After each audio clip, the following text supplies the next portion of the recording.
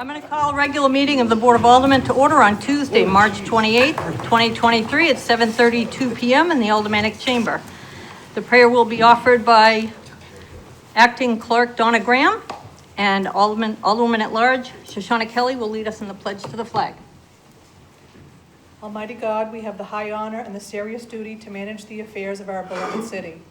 Fill us, O God, with a spirit of unity and understanding which enables us to face our multiple problems with a serene mind, with justice and charity for all, so that any and all decisions made by us will always be for the betterment and greater happiness of all our fellow citizens.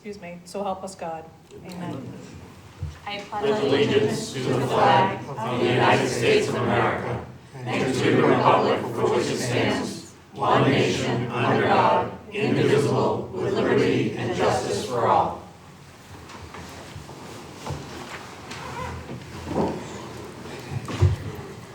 Let's start the meeting by taking a roll call attendance. Alderman O'Brien.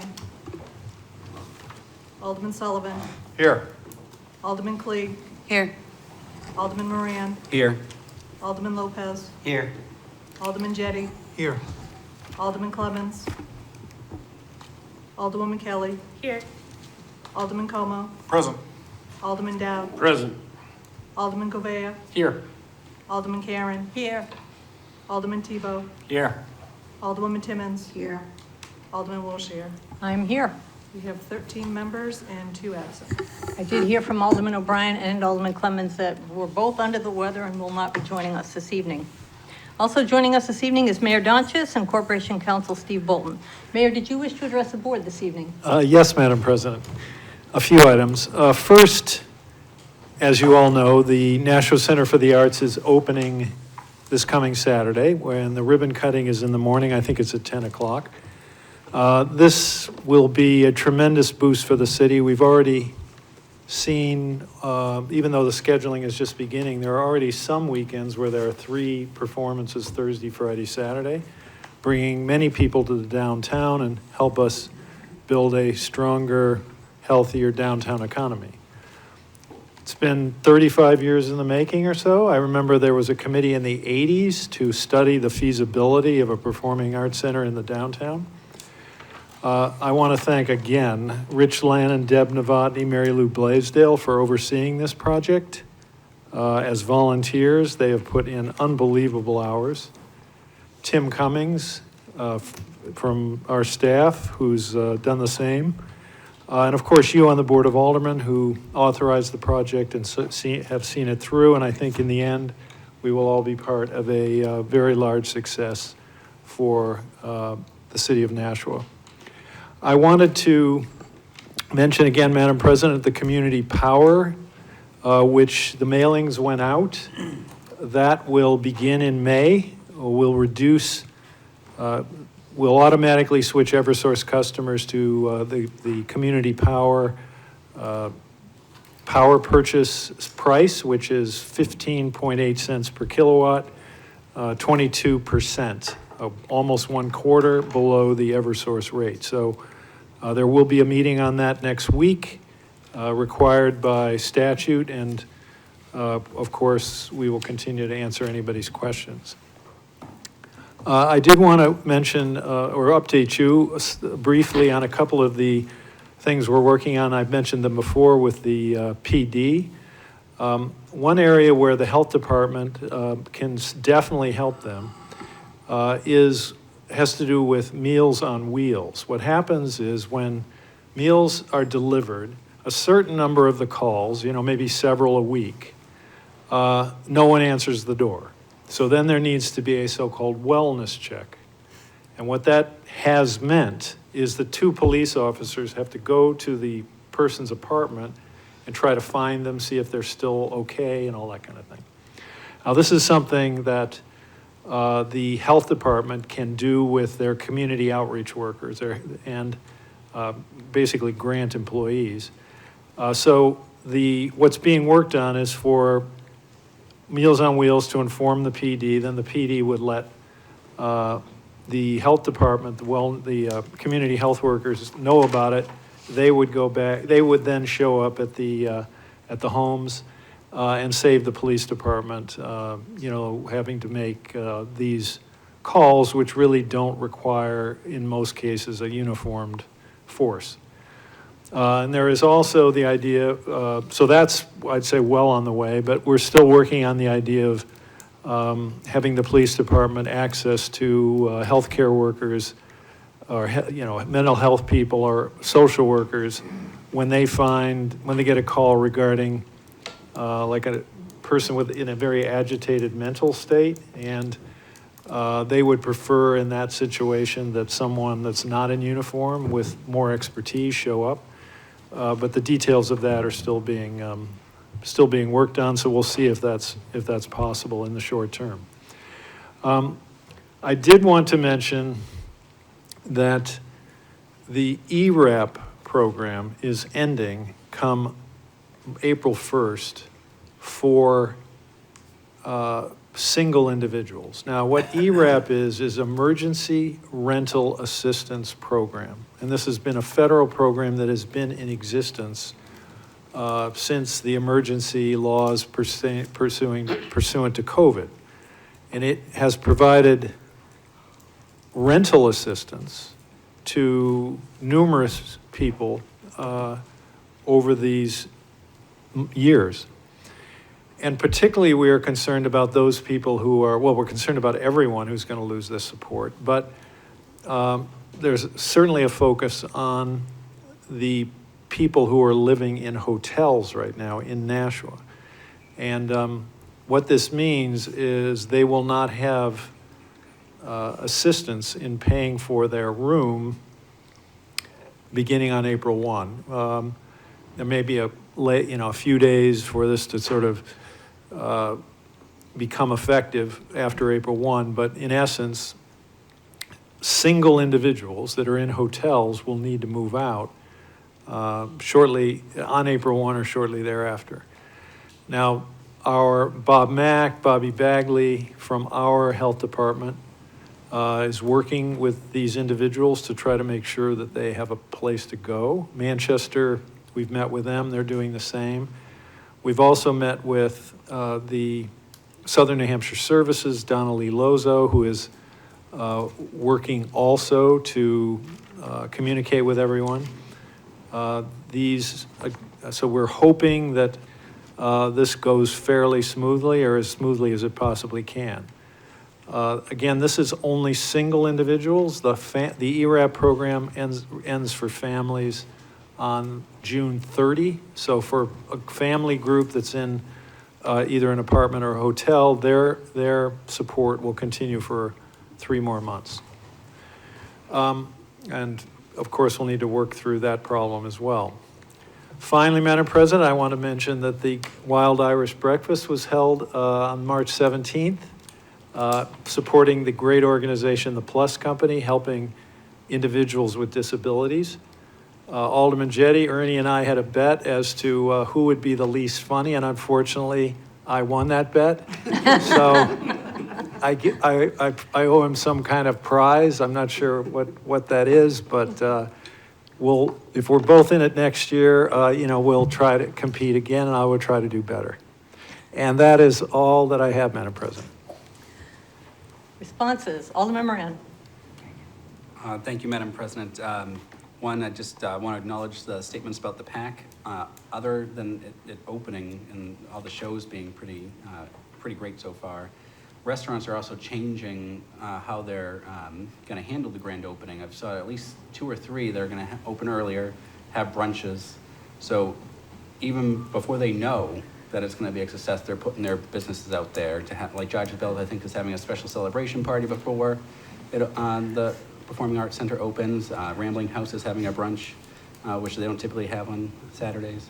I think it's just for Sundays. But there's a lot happening downtown. The restaurants are really taking advantage of the new performances downtown. The other aspects, it's great to hear that public health and social workers will be used for wellness checks. I think that's wonderful. I'd be interested to learn more about the putting the social workers, mental health clinicians out with the police department on mental health calls and any barriers that are there that can be worked through, because I think that's also another key aspect of de-escalating people who don't want to see someone show up with a gun. All right. Thank you. Alderman Clee. Thank you, Madam President.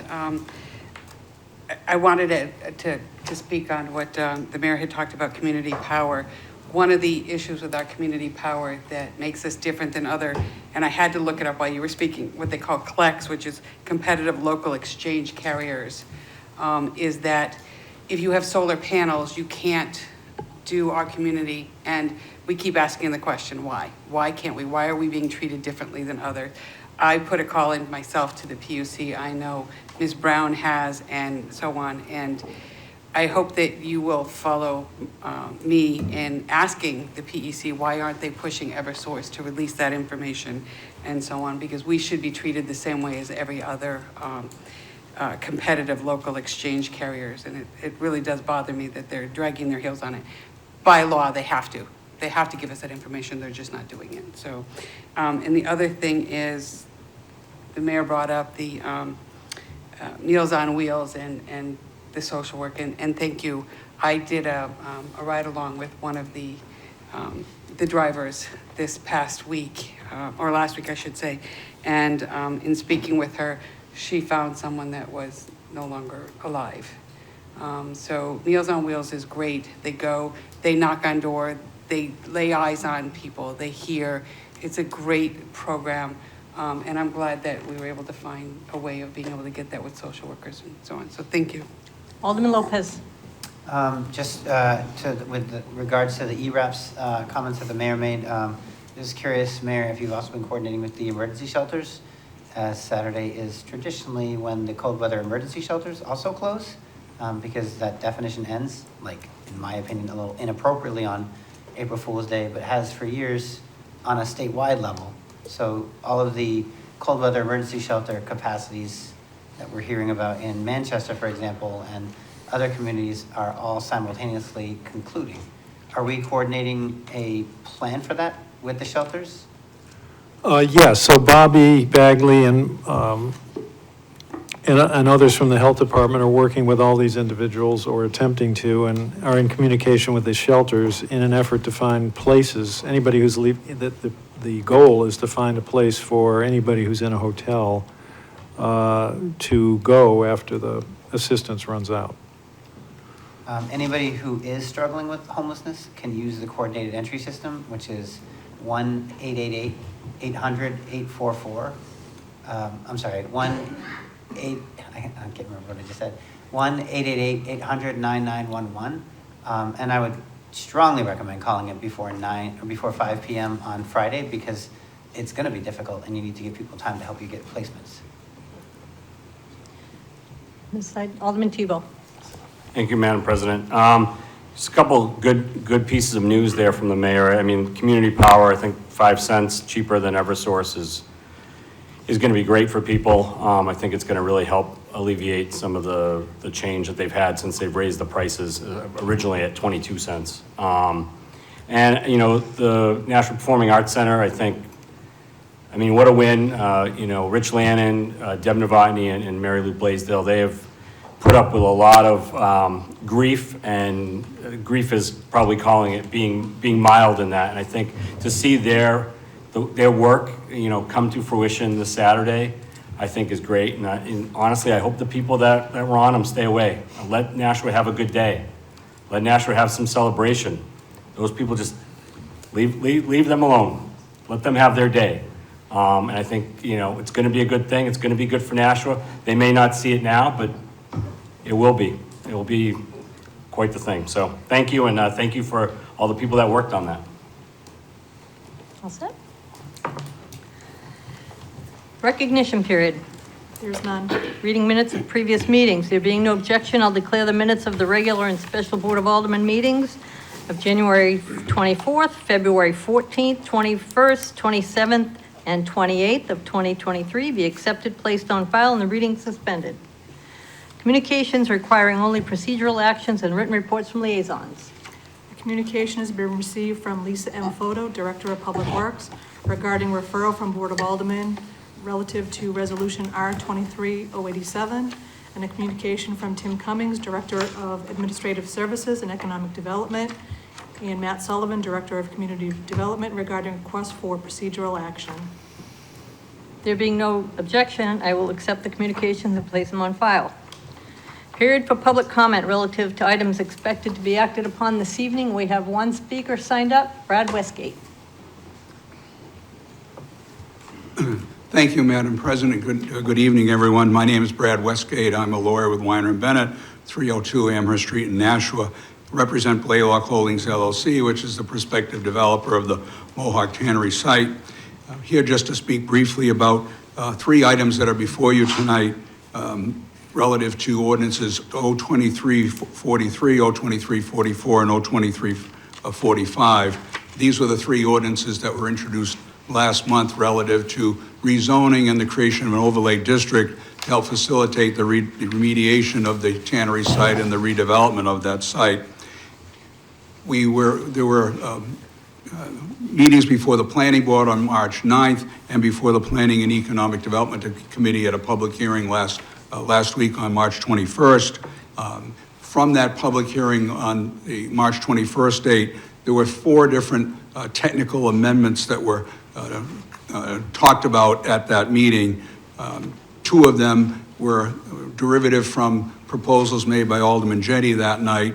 One is a truly technical amendment involving meets and bounds or legal description of the rezoning piece.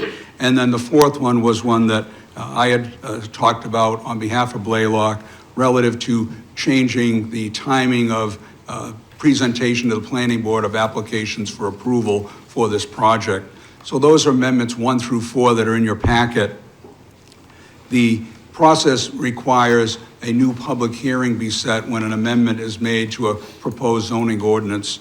So the nature of what's being contemplated tonight, and it's further detailed in the memo Mr. Cummings and Mr. Sullivan submitted to you, is that if the board finds it appropriate to adopt these amendments for consideration when you finally vote on this, that a public hearing be reset before the Planning and Economic Development Committee. The targeted date would be respectfully April 10th, which I know fits in beautifully with a number of other meetings that you all have, and conceivably one other planning board meeting as well, which would be April 6th on their scheduled meeting.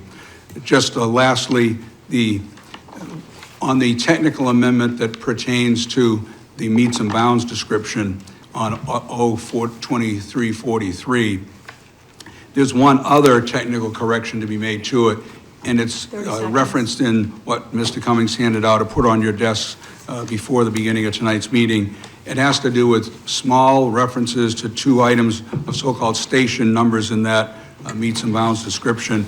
The numbers were 0.2 of a foot off, but if we're going to fix one correction or a couple places, we should fix that one as well. So if you find it appropriate to adopt these amendments for consideration in an upcoming public hearing before the Planning and Economic Development Committee, we'd respectfully ask that the amendments that you saw in your packets initially include with them the two places in which this station reference 1519 plus 52.60 become 1519 plus 52.83. Appears in two places there. So really what you have effectively is a technical amendment on meets and bounds description, amendments proposed from language from Alderman Jetty, and then one amendment proposed for us, which is not more than just technical. Those are matters of substance to some degree, hence the need for the public hearings. Thank you very much, Madam Chair, Madam President. Communications requiring final approval. Communication has been received from Mayor Jim Jones regarding multi-year contract award, First Transit. Alderman Kamal.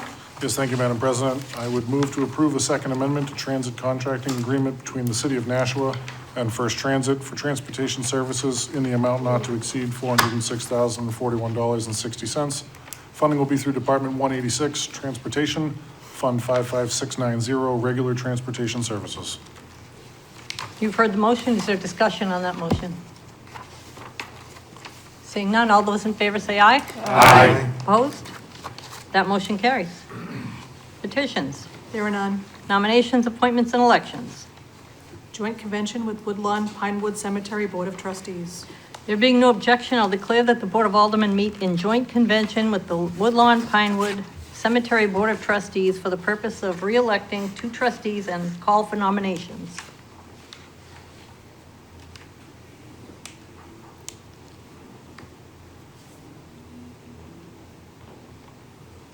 I'm Niles Jensen. I'm chairman of both Woodlawn and Pinewood Cemeteries.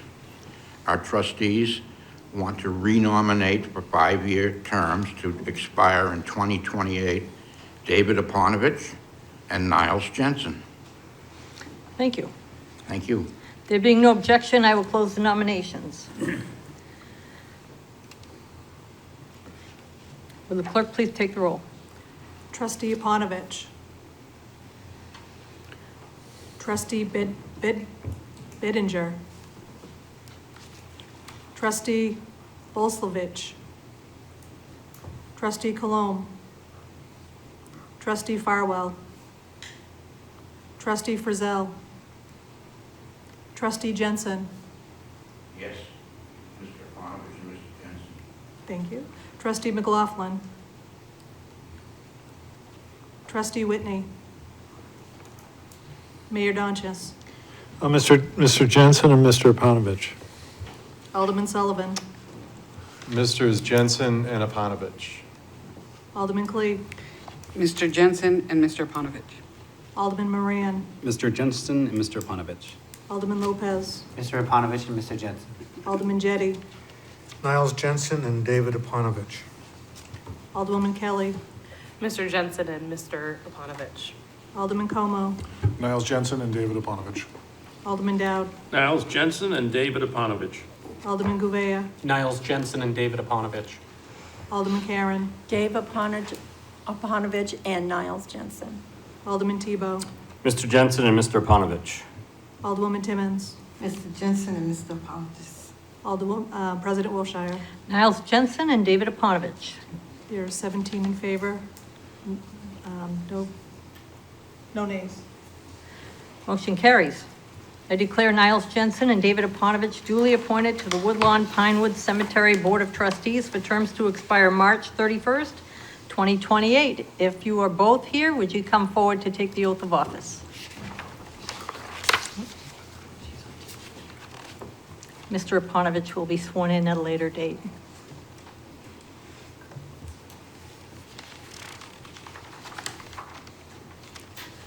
Raise your right hand, please. Do you solemnly swear that you will faithfully and impartially discharge and perform all the duties incumbent upon you as a trustee of the Woodlawn Pinewood Cemeteries Board of Trustees, according to the best of your abilities, agreeably to the rules and regulations of the city charter and the Constitution and laws of the state of New Hampshire, so help you God? I do. Thank you.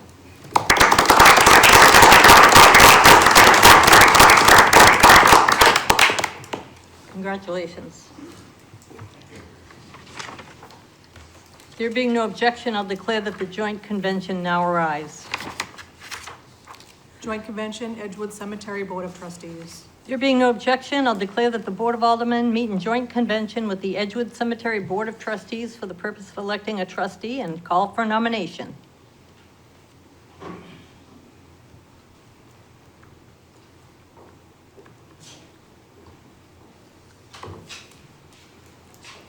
Madam President, my name is Tom Maffey, President of the Board of Edgewood Cemeteries.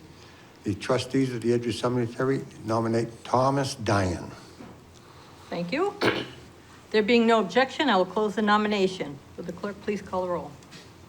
Trustee Andrade. Trustee Armstrong. Mr. Dion.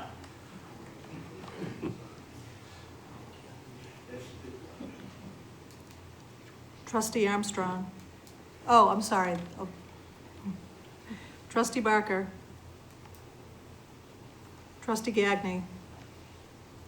Trustee Hall. Trustee Hollis. Thomas Diane. Trustee Law. Trustee Lozo. Thomas Diane. Trustee Maffey. Thomas Diane. Trustee McIntosh. Thomas Dion. Mayor Lozo, I'm sorry, Mayor Dunn.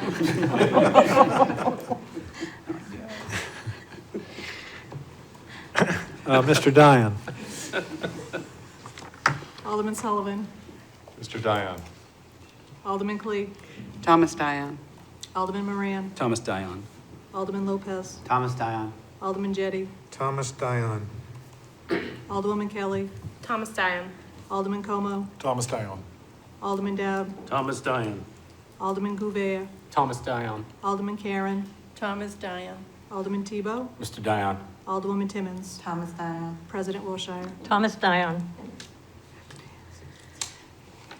You have 20 in favor, none opposed.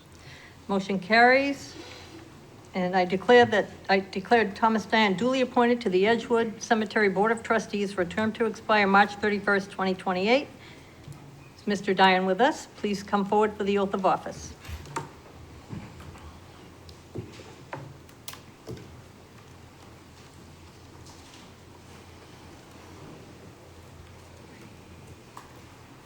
Raise your right hand, please. Do you solemnly swear that you will faithfully and impartially discharge and perform all the duties incumbent upon you as a trustee of the Edgewood Cemetery Board of Trustees, according to the best of your abilities and agreeably to the rules and regulations of the city charter and the Constitution and laws of the state of New Hampshire, so help you God? I will. Thank you. Thank you. Congratulations.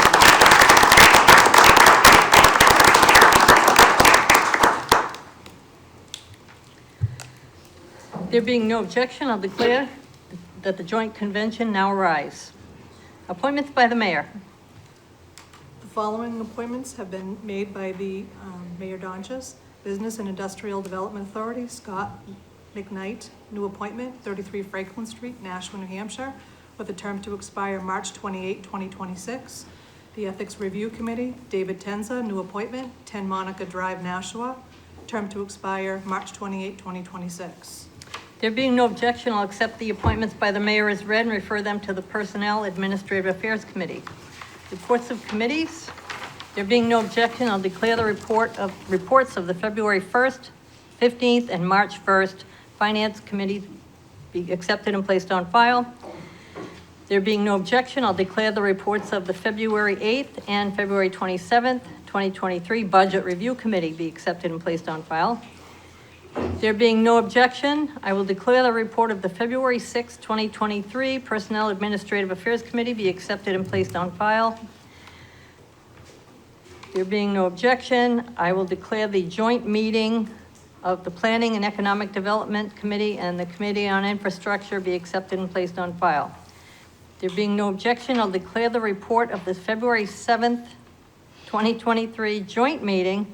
Okay, I just did that. Be accepted and placed on file. Confirmation of mayor's appointments. There are none. Unfinished business resolutions. Second reading of Resolution O-23-087, authorizing the mayor and city treasurer to issue bonds not to exceed the amount of $525,150 for the purpose of one new 850L crawler dozer for the Division of Public Works. Alderman Jettie. I move for final passage of R22-087 by roll call pursuant to Charter Section 49, and I'd like to speak to it. Alderman Jettie. I don't know if there's someone from Public Works that was planning on speaking to this, but this is a piece of equipment that is used extensively at the landfill, and the one that's there now has reached the end of its useful life, and so they're planning on replacing it, and so this would allow them to purchase a replacement and put it into service as soon as it's available. Thank you. Discussion on the motion? Seeing none, would the clerk please call the roll? Alderman Sullivan, Yes. Alderman Clegg, Yes. Alderman Moran, Yes. Alderman Lopez, Yes. Alderman Jettie, Yes. Alderwoman Kelly, Yes. Alderman Como, Yes. Alderman Dowd, Yes. Alderman Gouveia, Yes. Alderman Karen, Yes. Alderman Tebow? Yes. Alderwoman Timmons? Yes. President Wilshire? Yes. You have 15 in favor, none opposed. That motion carries, and Resolution 2287 is declared duly adopted.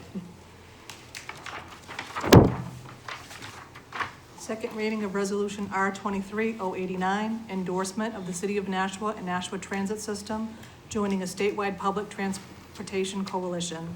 Alderman Tebow. I'd like to move for final passage of R 23-089 by roll call. We don't really need a roll call for this one. Scratch roll call. We thought someone might be on Zoom, so thank you.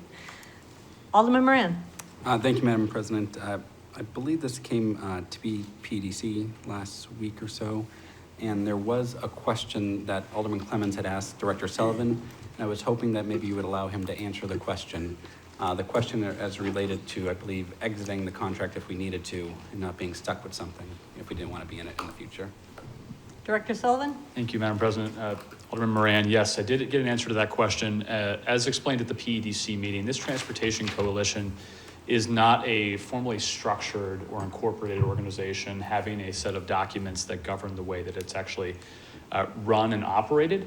It's rather a loose agreement between a variety of transportation organizations within the state of New Hampshire that happen to be receiving Federal Transit Administration funding.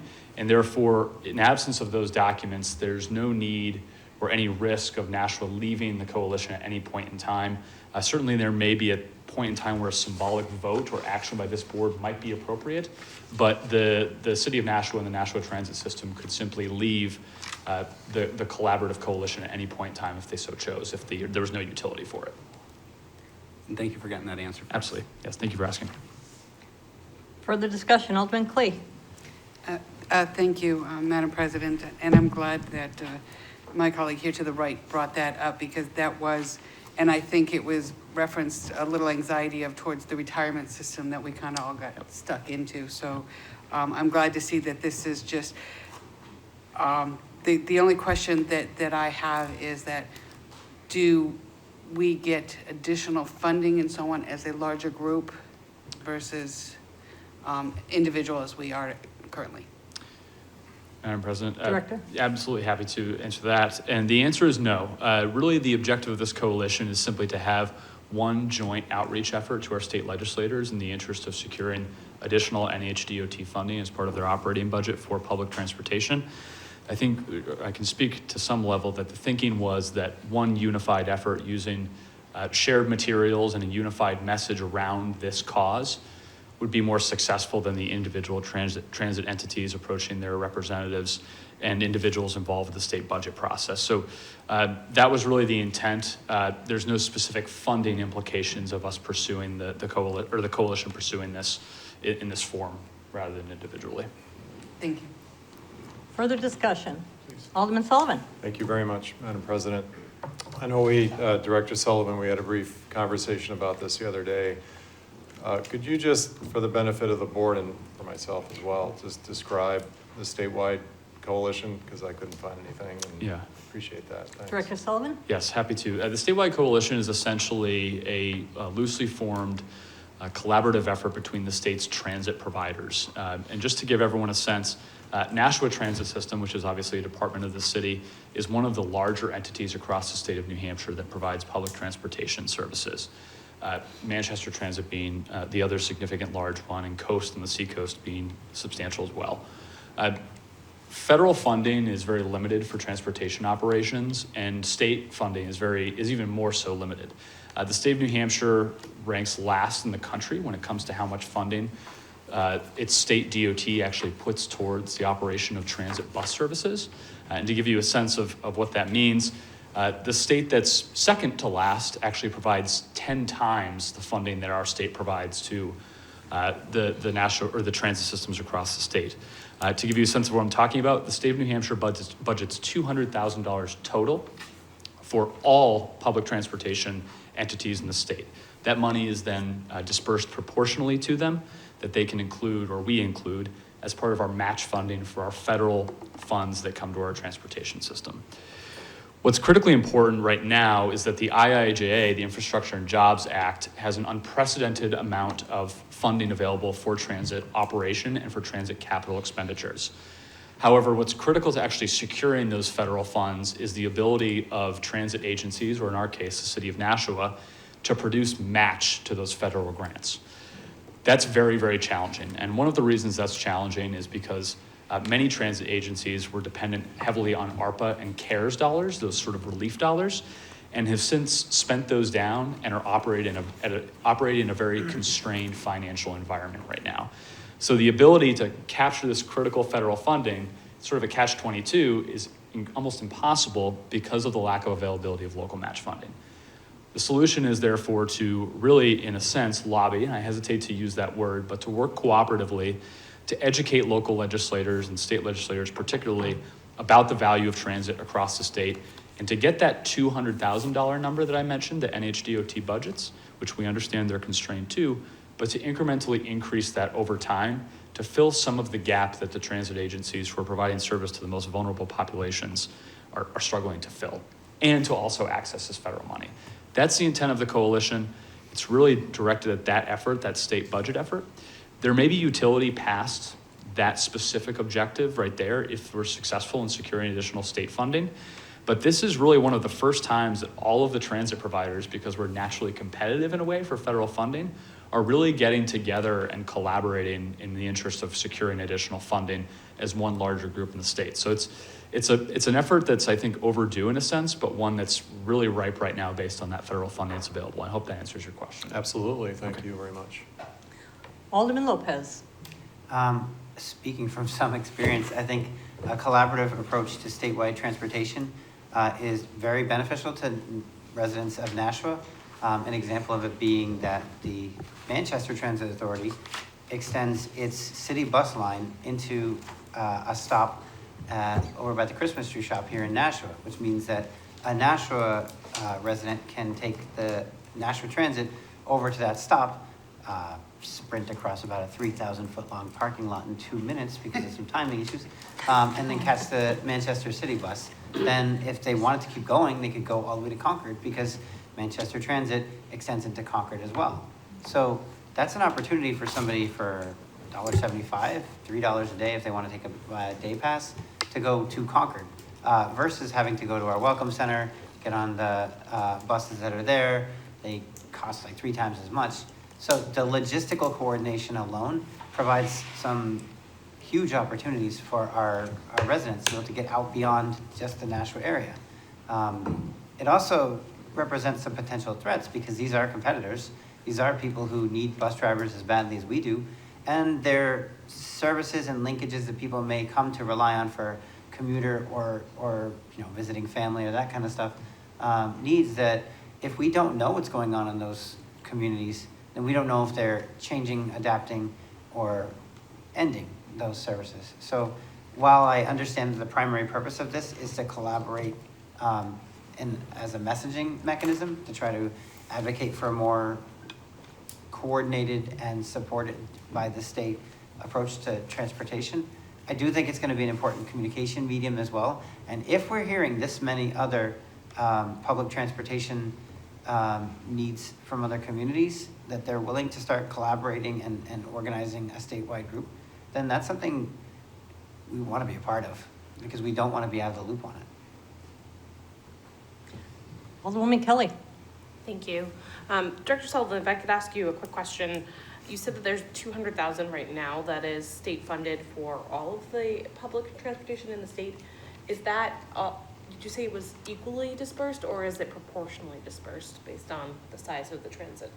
So it's proportionally dispersed as I understand it. We receive between $30,000 and $40,000 to our system. If I could follow up? Yes. And do you know what that is comparison in terms of how much we actually have in our operating budget for transit? I can.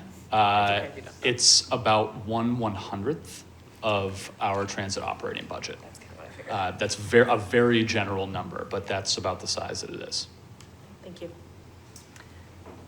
Further discussion? Thank you. Thank you, Director Sullivan. The motion is for final passage. All those in favor say aye. Aye. Opposed? That motion carries, and Resolution 2389 is declared duly adopted. Unfinished business ordinances. Alderman Moran. Thank you, Madam President. I'd like to make a motion to remove from the table ordinance O23-043. Motion is to remove from the table. All those in favor say aye. Aye. Opposed? That motion carries. Second reading of ordinance O2343, amending the zoning map by rezoning portions of the Veterans Memorial Parkway, Intervale Street and Huey Street, and land situated west of the Veterans Memorial Parkway to C Urban Residence, RC District. Alderman Moran. Thank you, Madam President. And I may, through you to Corporation Counsel, I'm about to make a motion to amend to the goldenrod copy. However, there was a change to it that's not actually on the goldenrod copy when it comes down to the square footage, I believe. Section, oh man. Station 15.9 plus 5.2, it should be 0.83 on the first page and the second page. How do I change the goldenrod copy? What's the best way to phrase this? Move to amend by substituting the goldenrod copy. And when that is before the board, move to amend the goldenrod copy in the appropriate two places to change 0.60 to 0.83.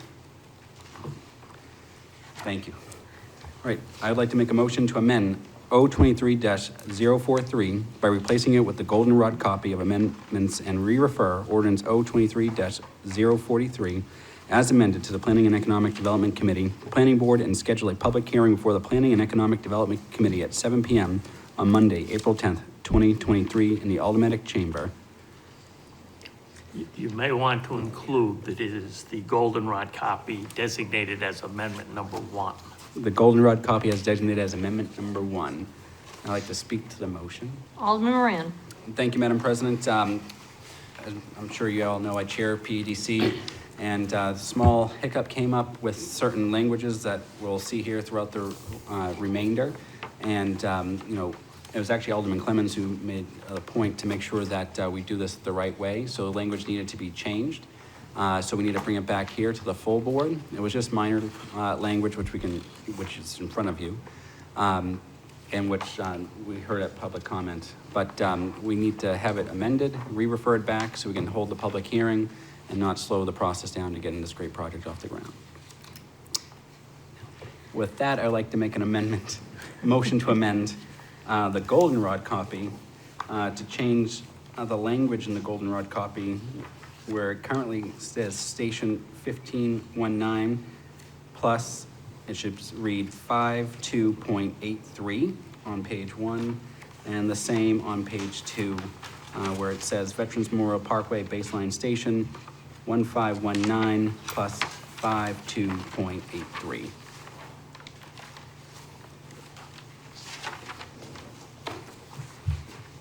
You've heard the motion to amend. Is there discussion? Seeing none, all those in favor say aye. Aye. Opposed? That motion carries. Now you go to the first amendment. Okay.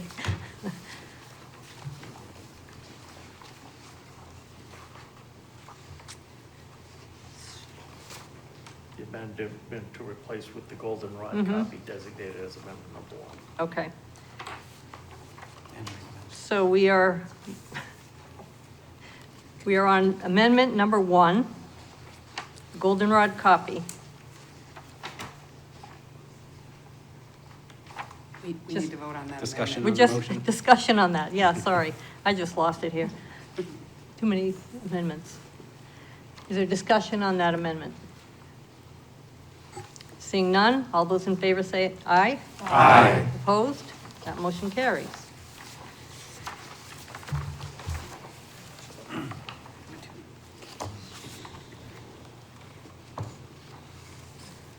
So where are we referring this?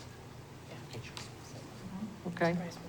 Well, what you have before you is O-2343. So yes, you are re-referring it, and then you have the other amendments to the other ordinances. So the motion is to re-refer Resolution 2343, the goldenrod copy, amendment number 1, back to the planning and Point of order, economic. Madam President, I believe that was part of the motion that we just voted on. It was to amend and re-refer, so I believe we just voted on it. But I believe Madam President has to set the public hearing for 7 PM on Monday, April 10th in the automatic chamber. Okay. Okay. So we've amended Amendment 1, 2243, and that will go back to the Planning and Economic Development Committee and a public hearing before the PEDC at 7 PM on Monday, April 10th in the Aldermanic Chamber, Madam and to the President? Planning Board. Madam President? Alderman Jettie. Maybe I missed it, but have we amended the goldenrod copy by the white Yes. copy? Did we do that? We did. Okay, Way ahead of you. good. Just making sure. So that's all I need to do on that one, right? That's it? Yes. Thank you. Jeez. Okay. Madam Clerk.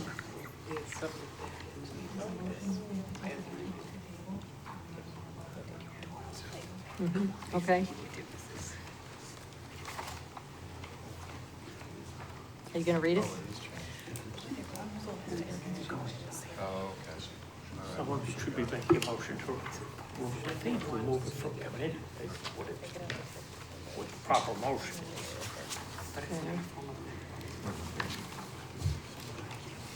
Ordinance 2344.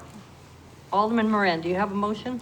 Yes, Madam President, thank you. I would like to make a motion to remove from the table ordinance O23-044. Motion is to remove ordinance 2344 from the table. Discussion on that motion? All those in favor say aye. Aye. Opposed? That motion carries. Second reading of ordinance O-23-044, establishing the Veterans Memorial Parkway redevelopment overlay district. Alderman Moran. Thank you, Madam President. I'd like to make a motion to amend O23-044 by replacing it with the goldenrod copy of Amendment Number 2, Section C2, and re-refer ordinance O23-044 as amended to the Planning and Economic Development Committee, Planning Board, and schedule a public hearing before the Planning and Economic Development Committee at 7 PM on Monday, April 10th, 2023. And I'd like to briefly speak to the motion. Alderman Moran. Again, just small changes. Actually, I believe in jest, this is the Jettie Amendment. Alderman Jettie had some questions about this particular language, and he made sure that they were corrected, and now here they are before us. Thank you. Further discussion? Seeing none, all those in favor say aye. Aye. Opposed? That motion carries. Alderman Moran. Thank you, Madam President. Where am I? I'm getting copy. Number 3. Yes.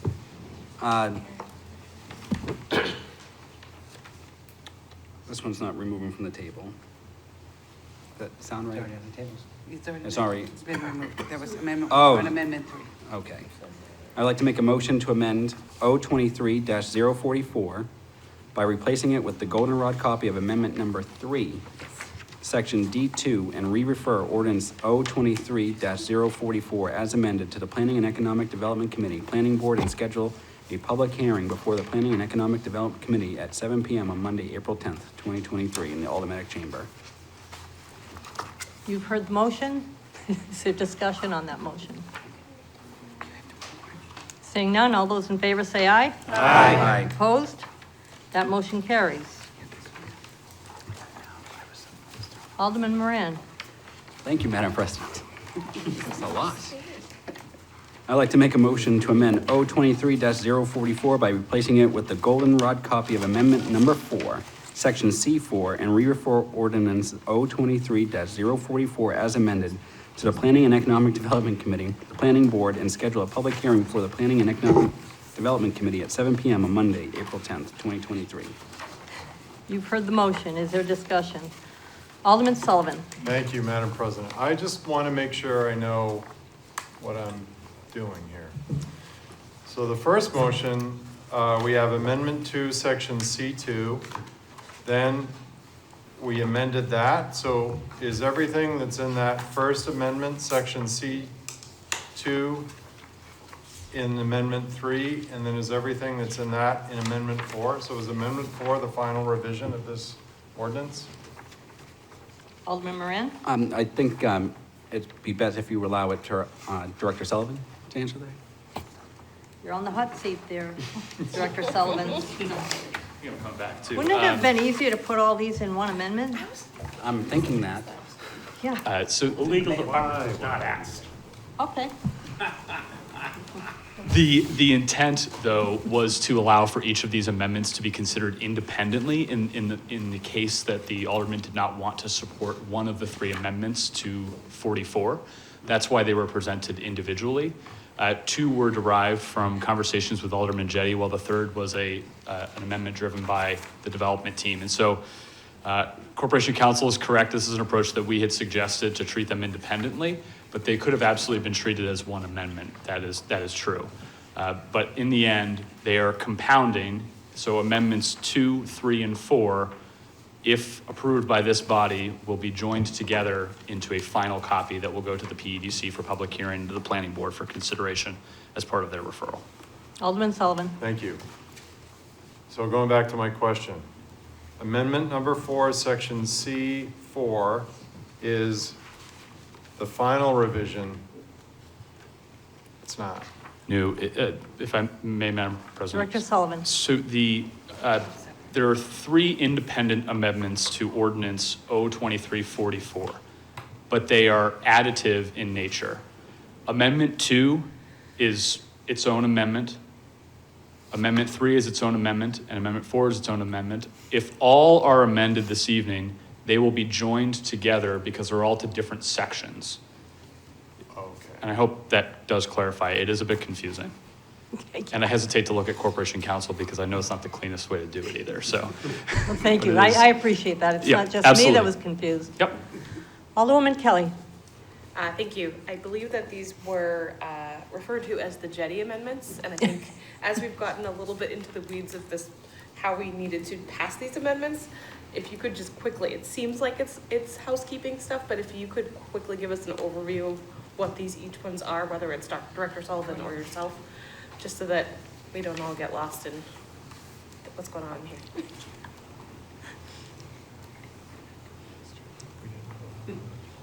Alderman Jetty, did you want to respond? Yeah, well, I was just waiting to be recognized. Thank you. Yeah, so the first amendment number 1, as amended by the white amendment that was handed to us tonight, is a correction of the legal description provided by the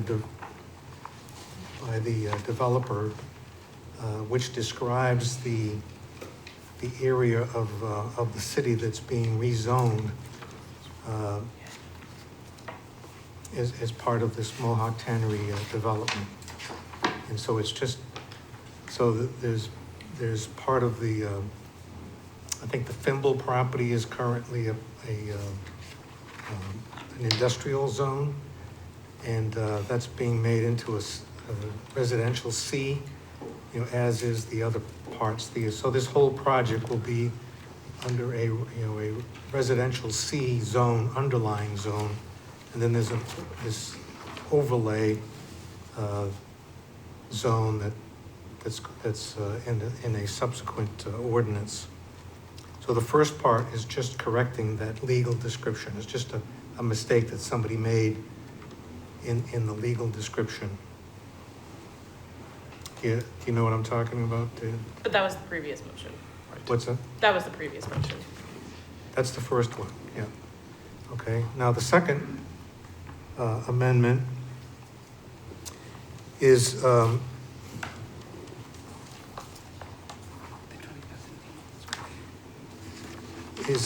deals with the overlay district, and under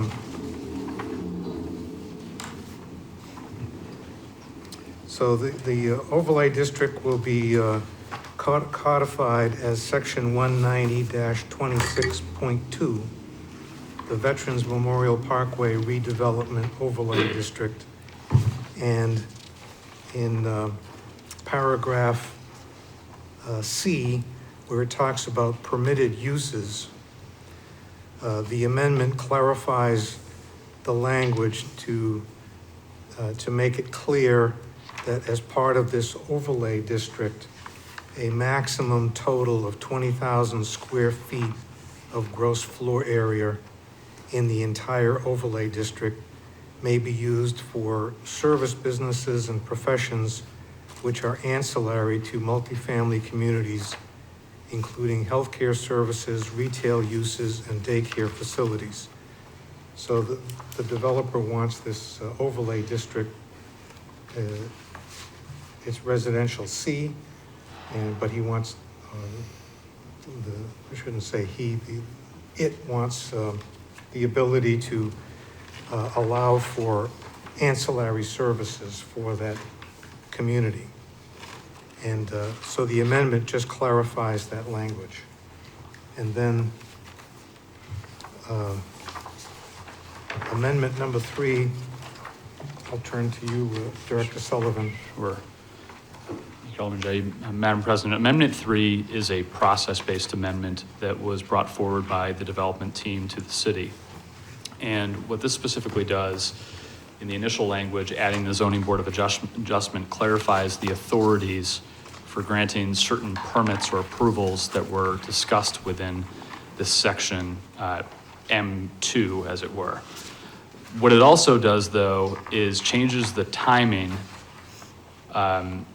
of some components of when a master development agreement, master concept plan are required, but not substantially in any way, shape, or form. But this is something that we had discussed with the development team precedent to the PEDC meeting and the hearing that took place, but unfortunately was not included in the original legislation.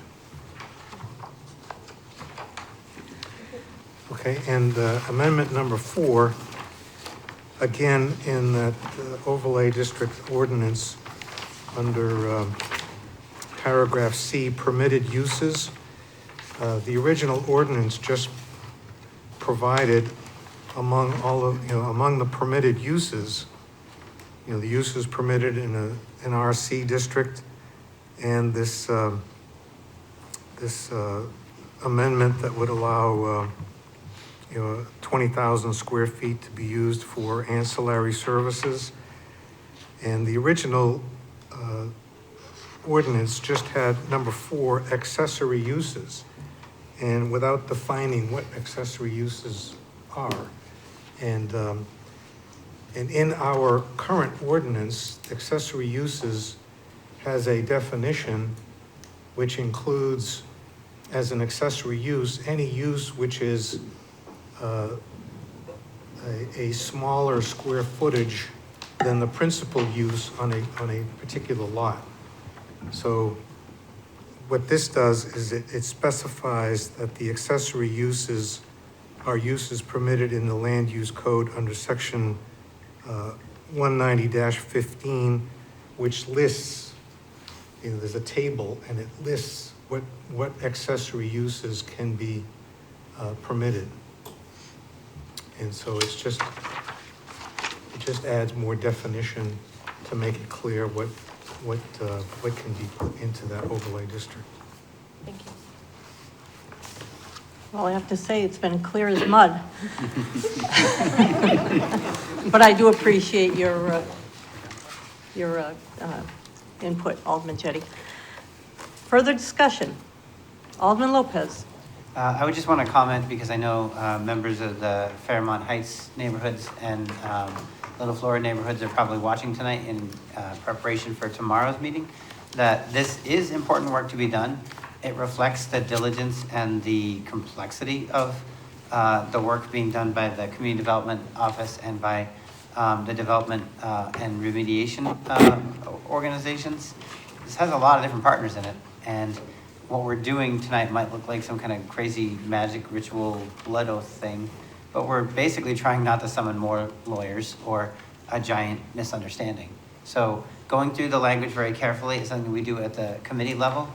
So residents should be attentive to anything going on at the Planning and Economic Development Committee where this legislation is being looked at. They would want to review it ahead of the hearing that we're going to be scheduling. And it is an important part of the process to get it right, because we are talking about cleaning up a mess that's over 40 years old and then planning for the future of an area that at the moment doesn't really have one. So they're great amendments. I appreciate all the work that committee members and Alderman Moran has put in just trying to get it presented for us tonight. Okay, you've heard the motion. Any further discussion? Seeing none, all those in favor say aye. Aye. Opposed? That motion carries. Second reading of ordinance O-2347, amending the land use code regarding minor site plan amendments to permit seasonal outdoor dining approvals. Alderman Karen. Yes, thank you, Madam President. I'd like to make a motion for final passage of O-23-047. You've heard the motion. Discussion. Alderman Moran. Thank you, Madam President. Just for the public, this is not a reduction of a fee for downtown dining. This is eliminating a fee. A fee already exists to create a site plan for a private restaurant on their private property to have, barriers put out, whatever, in their own parking lot. This is eliminating the reassessment fee that's done yearly, which I think is a couple $100 right now. So I just want everyone to know that's listening, this is not public property that's being used or leased or taken. This is their own private property. The plan already exists that's been approved by planning and the planning department, the fire marshal, all those departments. This is just eliminating a recertification fee. Alderman Kamal. Yes, thank you, Madam President. I just wanted to take a moment to thank Alderman Moran. I had a couple of questions about this, and he took the time to answer all the questions that I had, which makes me much more comfortable with my vote. So I just wanted to thank him for taking the time to explain it to me in detail. Thank you. Thank you. Further discussion. Alderman Jettie. Yes, thank you, Madam President. I would like to make a motion to amend by striking the last sentence of section 190-131A, parenthesis 2, parenthesis E, which is the part of the ordinance that this, part of the current code that this ordinance is amending. And I'd like to speak to that. Alderman Jettie.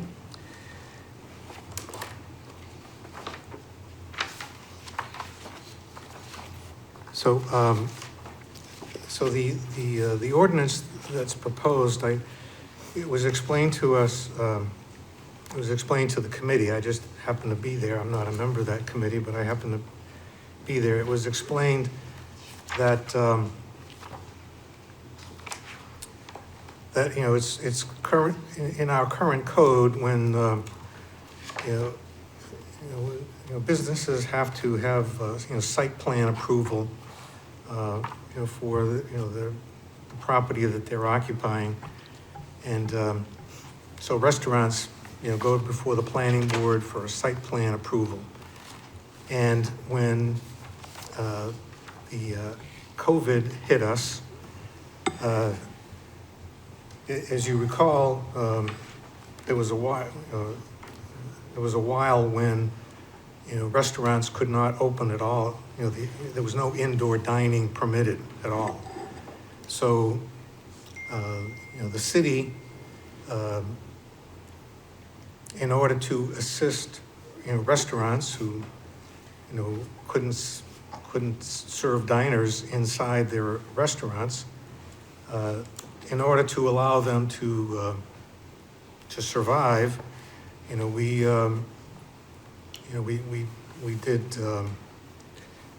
permitted more extensive outdoor dining on the sidewalks, and we, put up the barriers so that, that they could put up tables in the streets. And we also allowed restaurants who had the ability to provide outdoor dining on their own property, like in their parking lots, not the public street or the sidewalk or public parking lots, but their own outdoor facilities. We allowed them to provide outdoor dining so that they could, sell their sell meals and hopefully survive the epidemic. But we, in order to safeguard the public, we require that they do, I think it's called a minor site plan amendment, and so that we can make sure that what they're providing is safe. It complies with city zoning and also ADA requirements and those types of things. But we did that in order to help them out. We did it without charging a fee, and it was done administratively. They didn't have to go before the planning board for to amend their site plan. It's an administrative process, and we waived the fee, which is a minimum of $300. And in order to enable them to get through the pandemic. Then the pandemic lessened to a degree where the governor and our own health department allowed restaurants to serve people indoors once again. So they were able to start, resuming normal operations, and now, they're, we're about the federal government is about to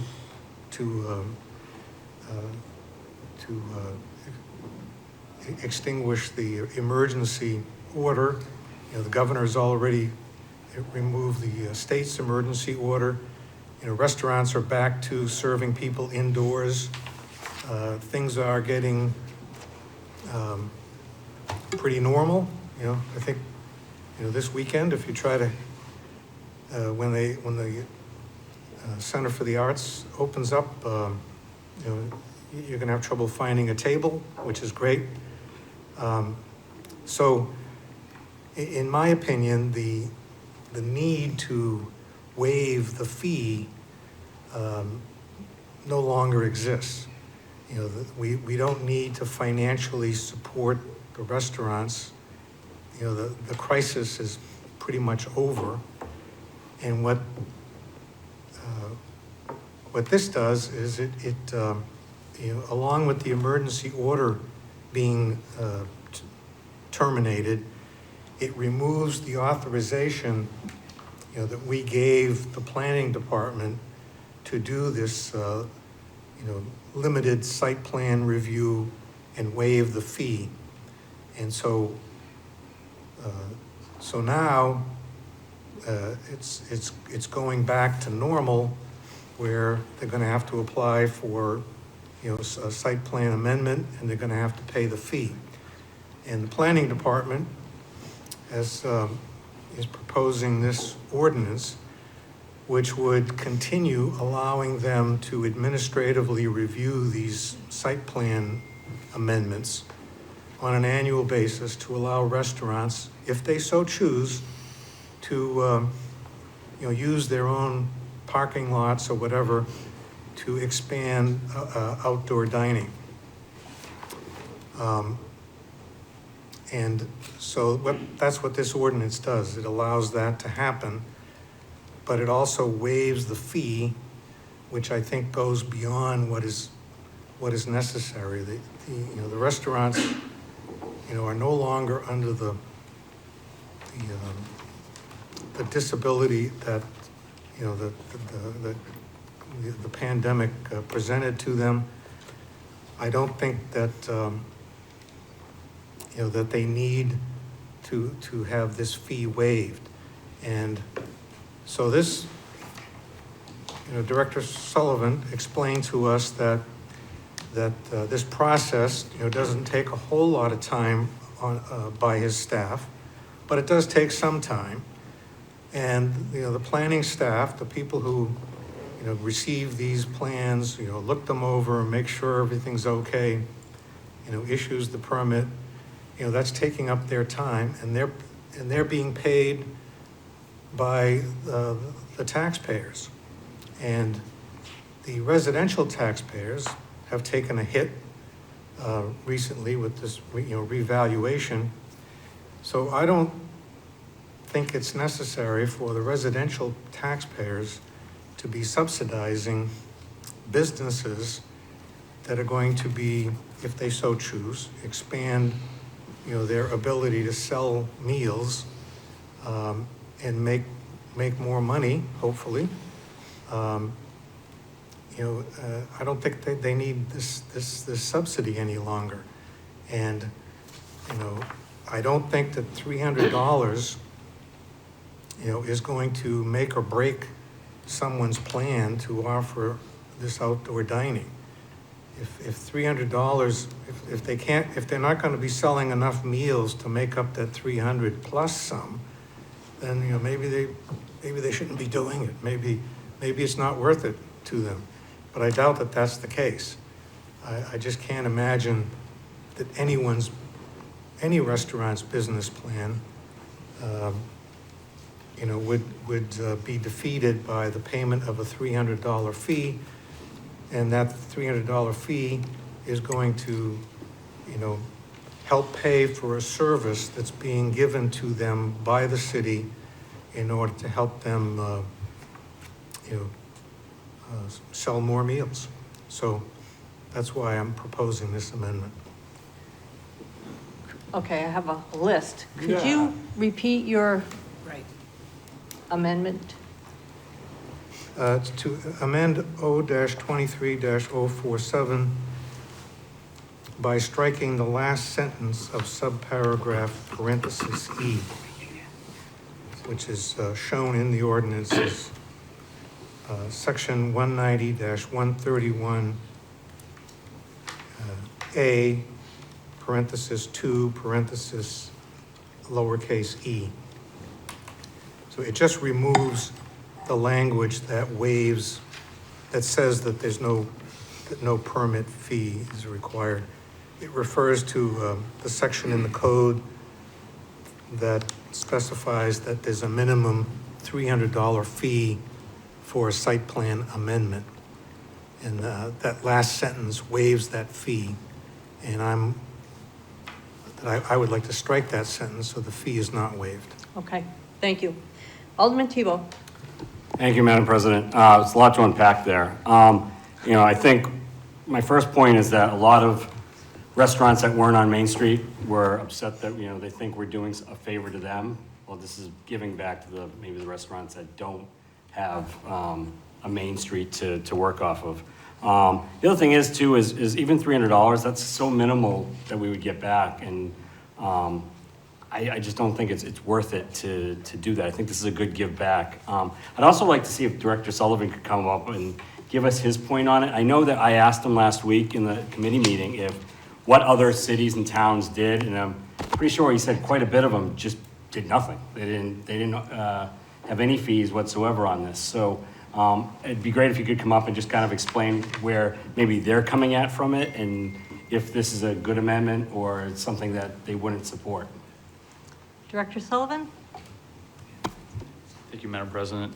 To Alderman Tebow's comments, I did do some additional research and reached out to some communities and have had some of my own experience in other communities, I guess we'll call it pre-COVID, with outdoor dining expansions of this nature. And I'll be frank, with the exception of very heavily regulated communities, they tend to allow what I would say is about 80% of our outdoor dining expansions with no administrative process or planning board process through their planning departments or the like. It's something they tend to just allow as the seasons change. I think the one exception there is when parking's being taken up. That tends to change the way that a municipality looks at it. But I did just want to offer one technical comment for consideration in the context of Alderman Jetty's amendment, because I know it's what's being considered.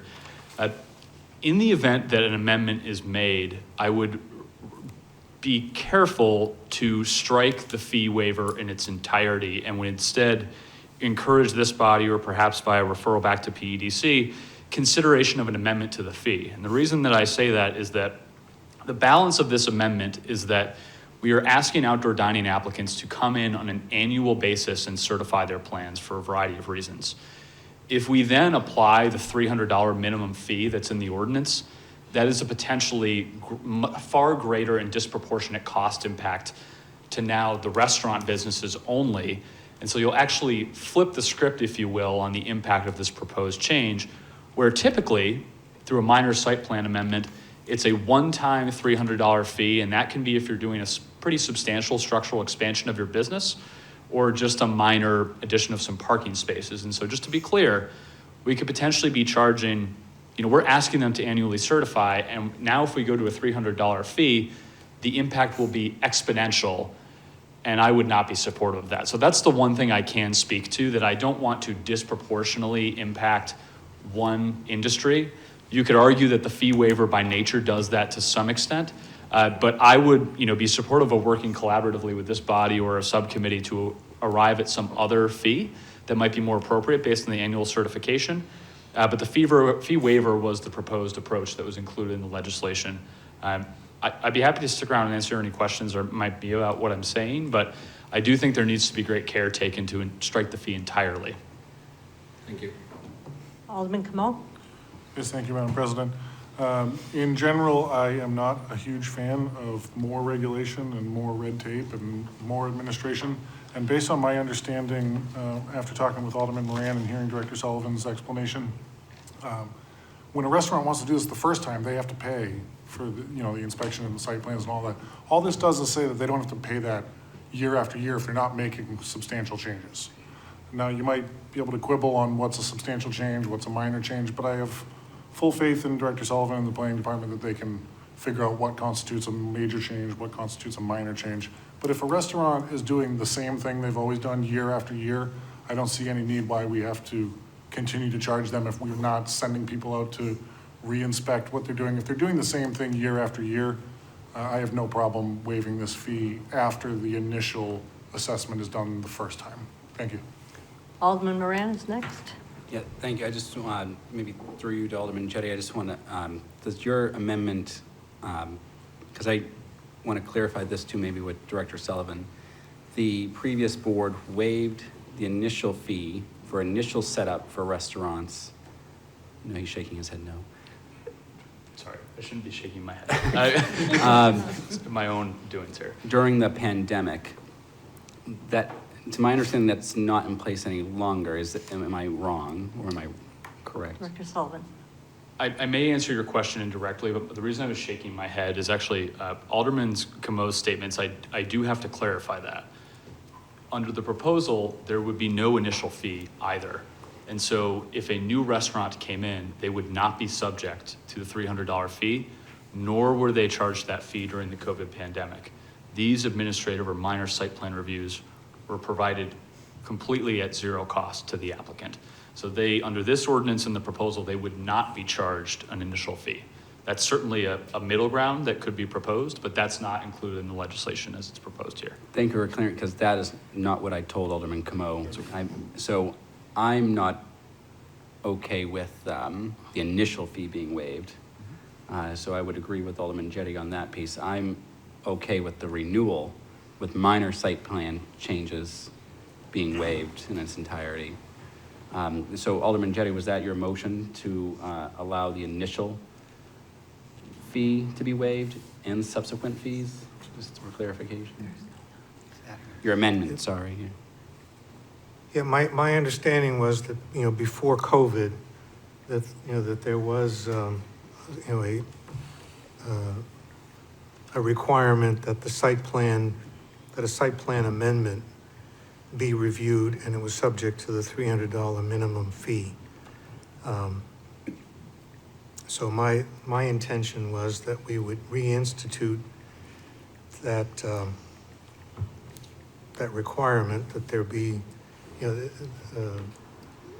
think the ordinance, says that it can be administrative. I guess my thinking was that you could have an administrative review, which wouldn't take a whole lot of time and would be a fairly simple process. But I think they ought to pay for it. If it's, I understand if people feel that doing that annually is unfair, then, maybe a renewal fee of, something less, like, Portsmouth charges I think it's $100 fee, so that, an annual fee of $100, once they pay the initial, and then $100, for the review, the annual review, I would be okay with that. Alderman Moran? Thank you, Madam President. Hearing this, and first I have to apologize to Alderman Como because I completely messed that one up. Would it be maybe in favor for this board to have this re-referred back to PEDC, because I completely missed that piece, because I would not have voted out of committee if I had known the initial fee was being waived, quite frankly. Are you making that motion? Yes, that's my motion. Motion is to re-refer. Do we have to act on Alderman Jetty's motion, or will he withdraw it? Can we discuss re-refer? His motion was to amend. No, No. that goes with it to the referral to committee. Okay. Motion before us is to re-refer. Discussion. Alderwoman Kelly. That's actually what I was going to say. Merits of this, whether I'm for it or against it, I think that the business community should also have the opportunity to talk, so putting it back in committee allows them to at least hear what we're thinking about doing, and we can hear from them. So I will be supporting this. Okay, I still have a And on list. the amendment. Alderman Sullivan. Well, I was going to speak to the amendment before it about waiving the fee, but I will support re-referring it back to committee. Okay. Alderman Lopez. I support that, but to echo what Alderman Kelly said, I would definitely encourage business owners to come and participate in this, because to me, it strikes me as, like, I understand we do fees and we do inspections and stuff, but we are talking about a property owner who is a taxpayer's property, and us saying, hey, we're gonna review this, and you have to pay us to do it, even though you already paid us in taxes. So I would definitely want to hear more from the community that's gonna be affected by this. We're going to take this all up again, so do we? Okay. Let's see, next I had Alderman Karen. Yes, please. Could we have Director Sullivan get us a list of approximately how many of these businesses have done these parking lot site plans for the next meeting, and maybe come up with a list of fees? I know we did talk about that, because I had suggested a $50 fee rather than the $300. So, that could be put aside. But I think that would help the committee as well.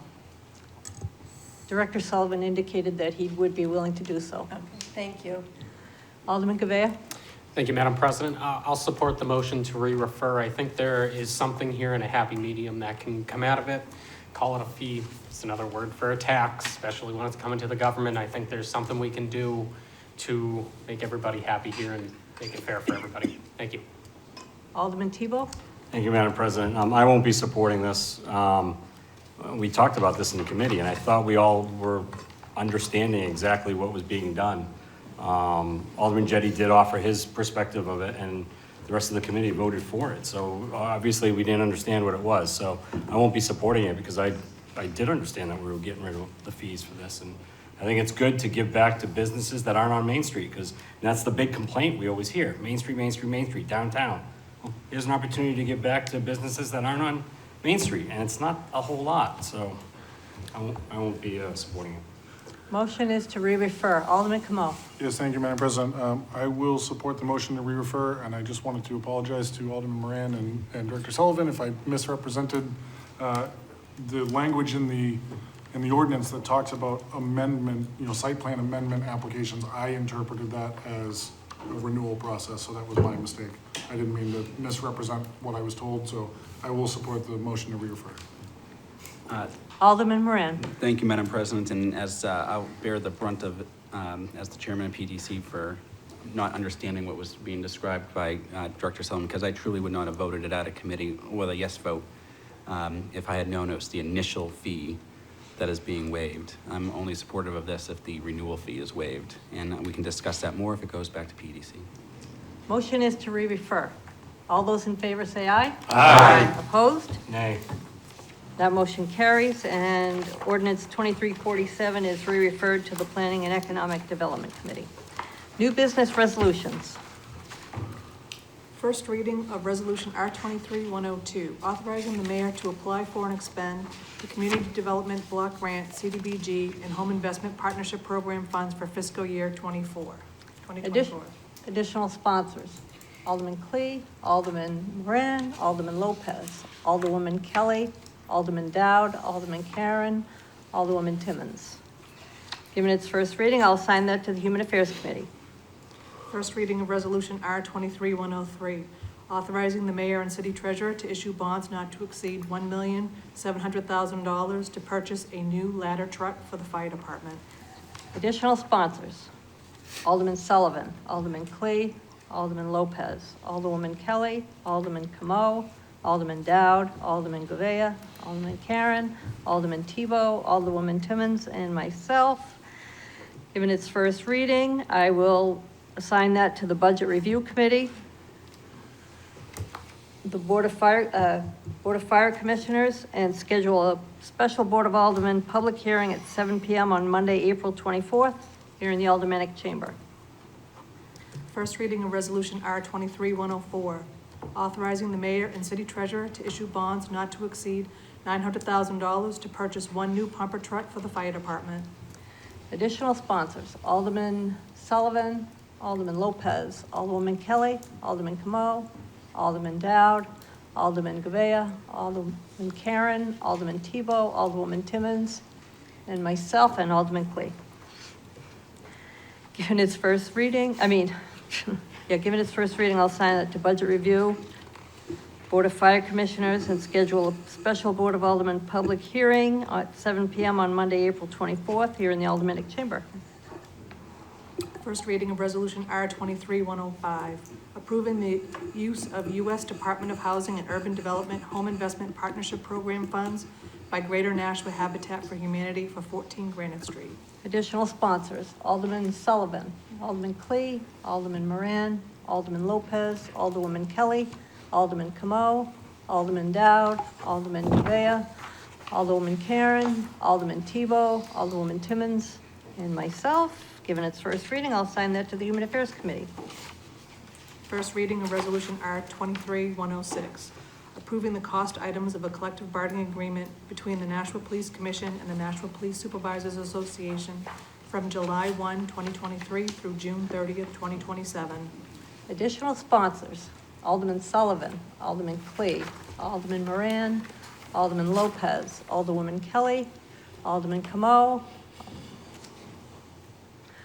Alderman Govea, Alderman Tebow, Alderwoman Timmons. Given its first reading, I'll assign that to the Budget Review Committee. First reading of Resolution R23-107, authorizing an amendment to the Joint Powers Agreement of Community Power Coalition of New Hampshire. Additional sponsors, okay. Gotta be quicker on this side. Alderman Clee, Alderman Moran, Alderman Lopez, Alderwoman Kelly, Alderman Dowd, Alderman Tebow, and myself. Given its first reading, I'm going to assign this to the Electric Aggregation Committee.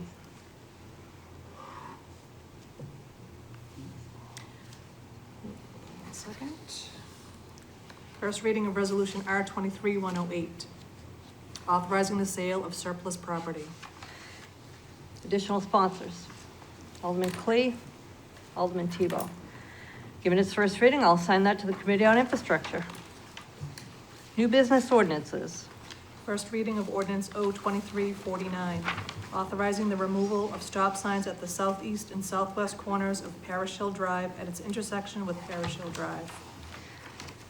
Additional sponsors, Alderman Sullivan, Alderman Clee, Alderman Moran, Alderman Como, Alderman Dowd, Alderwoman Timmons. Given its first reading, I will assign that to the Committee on Infrastructure. First reading of ordinance 2350, amending the general assistance guidelines to permit updates to the financial standards by the Welfare Department. Additional sponsors, Alderwoman Kelly, Alderman Karen, Alderman Tebow, Alderwoman Timmons, and myself. Given its first reading, I will assign that to the Personnel Administrative Affairs Committee.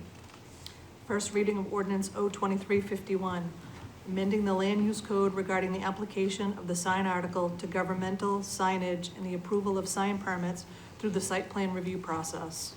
Additional sponsors.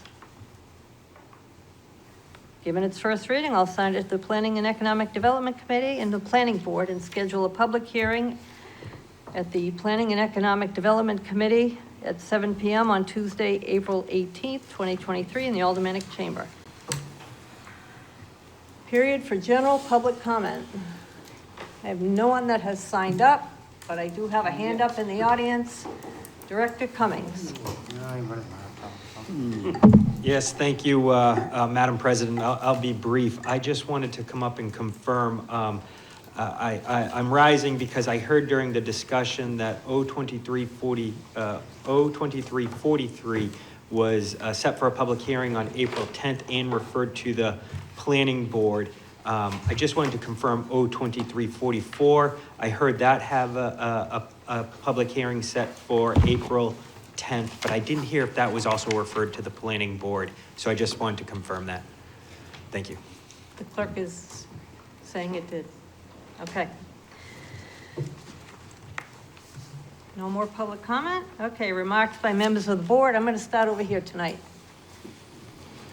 Alderman Tebow. Thank you, Madam President. I just got two things. First thing, I just want to say thank you for the election workers that worked today. I'm sure it was extremely boring for them as it was only 60-something votes. So I want to thank them for working hard and the city for paying for this election despite the only having 67 voters. The results are in, and David Narkunis and Mark Plumunden will be going to the general election in May. So thank you to the poll workers. Thank you to our clerk, Dan Healy, who spent the day over there, and our president, Alderman Wilshire, for being over there and doing some poll work as well. It's important to do this. It's just disappointing that only 67 people get up to go out and vote. So I'm hoping that the general election will have a bigger crowd.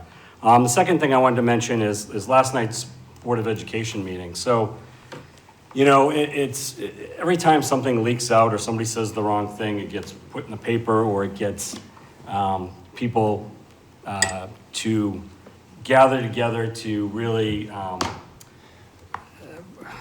bring out a protest, I guess. So I do want to thank the teachers and the parents that came out last night to support Mount Pleasant School, for whether it was the principal or whether it was the superintendent telling teachers in Mount Pleasant to start looking for another job without anything have been done or decided or mentioned in public is irresponsible in my mind. So I appreciate the teachers coming out, because I'll tell you, and the parents, it doesn't matter if it's Mount Pleasant or if it's Sunset Heights or it's Bicentennial, they're going to come out and they're going to support their school no matter what school it is. And I'm glad that they started early, and I'm glad that they're speaking out. And I just wish things don't leak or people don't say the wrong thing and it gets people all angered, and this is what happens. And we saw that WMUR was there last night, and it was a real big deal. And so I just think that sometimes public officials, we got to be careful what we say and how we say it and what things we do say to people. And I don't want those teachers to leave this city. We have plenty of spots for them to go, even if it was closed. We want to keep good teachers, and we want to keep the other people that work at these schools, not just teachers. So thank you. Alderwoman Kelly. Thank you. I wanted to thank everyone who came out for the Nashua Soup Kitchen and Shelter Walk and Run on Sunday. It was one of the coldest, windiest, but it was a lot of fun, and there were still a lot of great people out in our community supporting the soup kitchen. I am also looking forward to the Performing Arts Center opening on Saturday. I'm sure I'll see many of you, and I'm sure it'll be a packed house. I'm looking forward to that.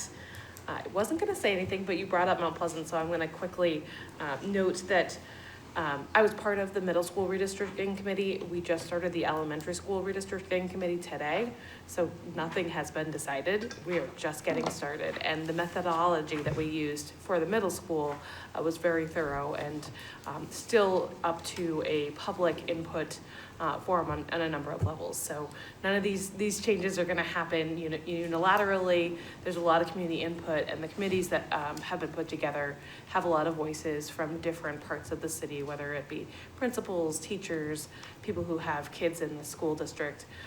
There are definitely a lot of different voices coming into this.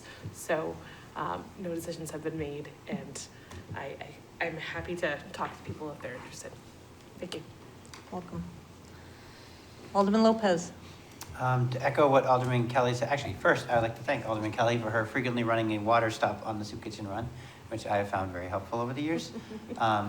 I also want to echo that there was no foreknowledge on my part or awareness of city interest in closing Mount Pleasant. I think if we'd known that any conditions would be favorable to that, we probably wouldn't have just opened another school on Franklin Street. So I think there's a lot more work that needs to be done, and I don't think there's cause for immediate alarm. I do think that the public turnout and the public support of our schools is commendable, and I'd like to see that definitely continue. Per the Alderman from Ward 8's comments, the special election is for Ward 4, and our state representative, we only have one currently representing in the State House that is sworn in, instead of the 3 that the other wards have. So while it's regrettable that we did have a special election due to the circumstances of one of our elected officials, and they're having to resign because of their party's positions on those activities, Ward 4 does deserve quality representation. And I think the turnout today isn't just reflective of people being lazy or disinterested in voting. I think it's clear whenever we're trying to build a performing arts center or deal with issues of homelessness that Ward 4 has a lot of people who are struggling economically, may not have the same access to transportation, maybe elderly, maybe working all day. But I would also point out that the publicity of the election did not meet the level that other special elections and other elections typically does. It was not broadcast all over the city's page or anything like that. I know myself and other elected officials did promote it on our social media and outreach mechanisms, and we did encourage people to come. But in many cases, because it's a primary for a state representative role, these are very rarely done, and people don't always understand the urgency and the importance of it. It's definitely a responsibility on my side and the other elected officials of Ward 4 to do more outreach and engage residents, and we'll do that. And we will make sure we have a much better turnout for the general election coming up.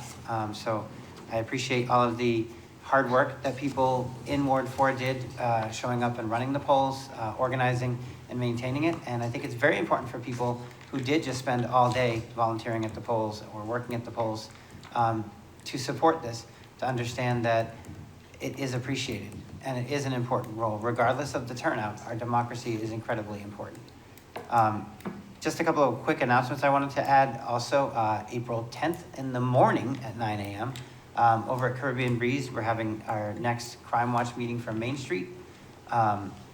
Anyone's welcome to attend, particularly Main Street businesses who may be aware of different things that are happening in that area. Nashua PD attends it and is very supportive of the businesses in that area.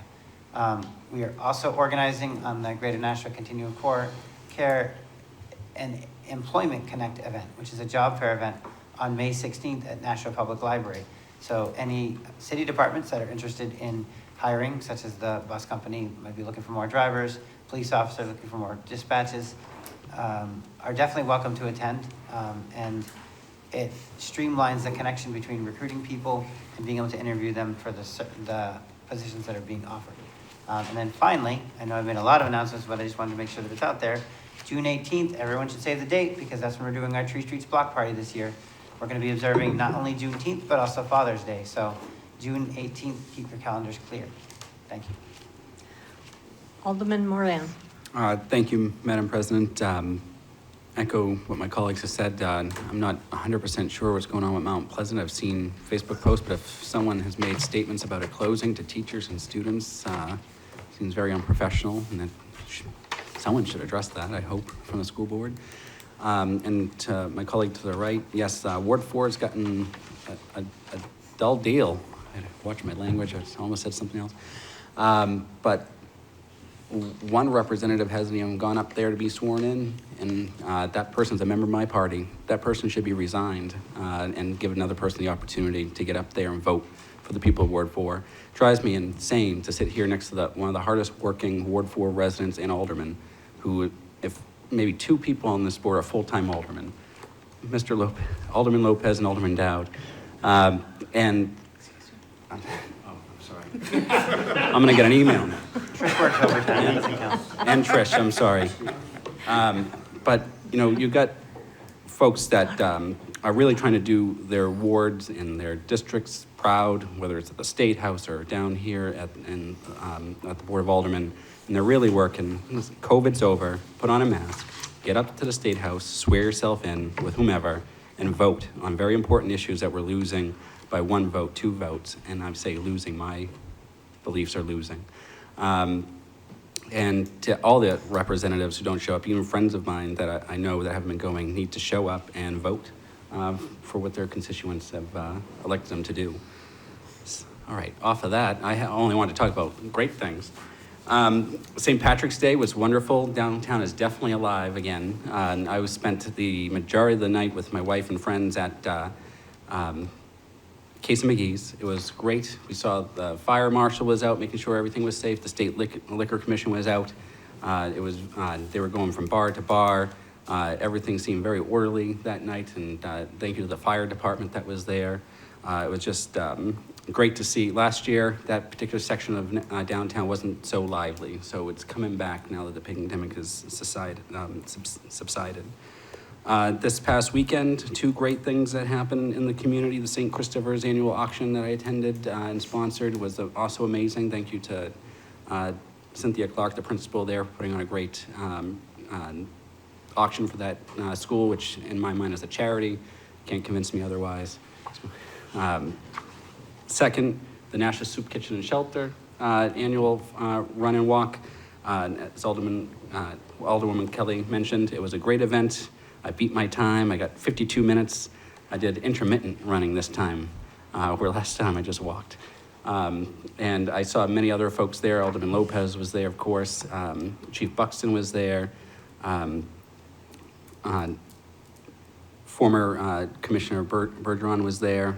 Many folks were there involved in that great event.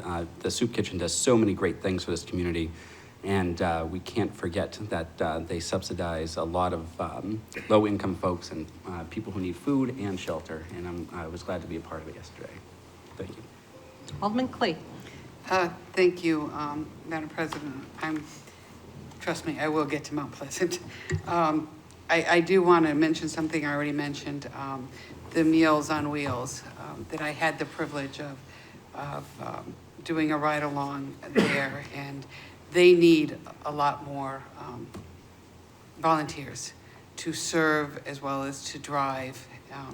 It's important, these people that are getting meals delivered to them are indigent and cannot leave their homes. Sometimes they get just a couple meals a week, and sometimes they get every day. So anybody that's interested, please look up Meals on Wheels and volunteer in some way or some capacity. Okay, now to Mount Pleasant.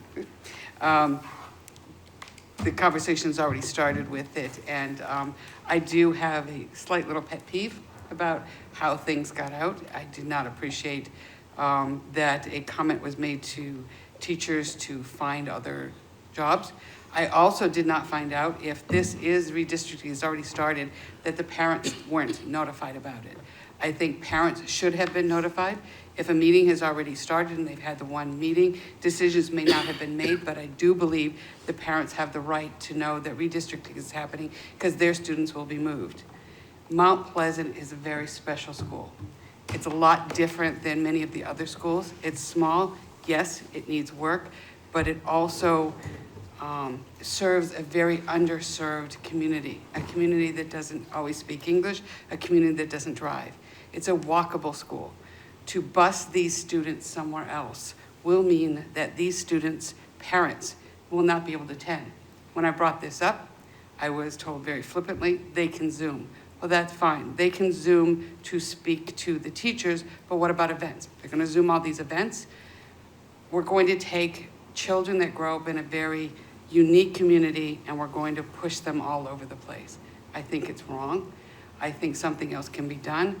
We are spending $130 million on a middle school. I think some small amount of work. I have not seen the report, and shame on that for a report from a consultant has not gone out to the parents and made public. It's not on the website. I could not find it anywhere. Maybe I'm just looking in the wrong spot. But I've been told that one of the comments made by the consultant was it didn't matter how much Nashua was growing. Enrollment is down now, and that's all that matters. Well, I don't think that that's all that matters. And I'm very, very insulted that these parents had to find it this way. I stood next to the parents. I had meetings that I had to go to, but I very proudly stood next to the parents, and I am wearing my Mount Pleasant colors. They happen to be the same as Ukraine, but they're my Mount Pleasant colors, and I hope that the Board of Ed and any committee that is working on redistricting gets information out to all the parents, not just Mount Pleasant parents, all the parents. And I think it's imperative that they do it now, yesterday preferably. Thank you. Alderman Sullivan, you're all set? I'm good, thank you. Thank you.